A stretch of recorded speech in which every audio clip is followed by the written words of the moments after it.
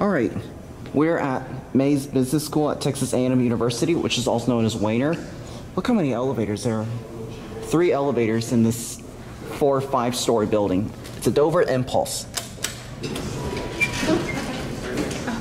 I believe NEA Elevator has recorded this before. Reminds me of the one at the Northside Garage. Do you like this one? It's pretty good. Okay, solid. I believe these were installed in the 80s, late 80s, early 90s. Dover, gotta be Dover Traflomatic system. Honestly, I can't tell you when they were installed. This is my floor.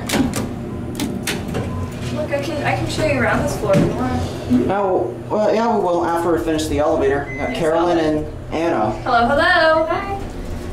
Nice floor. Look in the mirror. Who do you see? Hi. Hi. Hello. All right, let's. We'll go for one more trip back down and we'll end that for where you want to show us.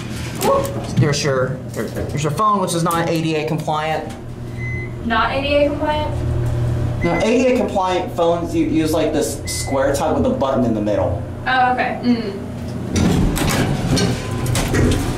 Doors are rough.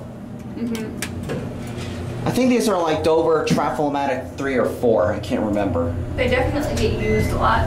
The stairs for this building, they only go up to, well, the main stairs go up to the 2nd floor. All right, let's go. Let's get off the floor so you can show me around. Okay.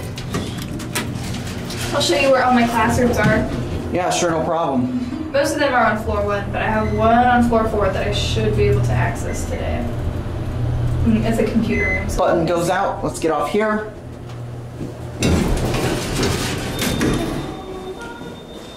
All right, let's watch it close. There it goes, and goodbye. that'll be it.